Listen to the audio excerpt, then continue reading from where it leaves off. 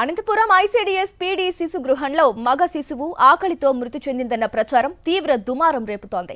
కళ్యాణదుర్గానికి చెందిన మహిళ నెల రోజుల క్రితం ఐసీడీఎస్ పీడీ శిశు గృహానికి శిశువును అప్పగించింది. ఈ నెల 2న శిశువు తీవ్ర అస్వస్థతకు గురి కావడంతో ఆసుపత్రికి తరలించారు. అప్పటికే శిశువు మృతి చెందినట్లు వైద్యులు నిర్ధారించడంతో గుట్టు చప్పుడు కాకుండా పూర్తి చేశారు శిశుగృహ సిబ్బంది.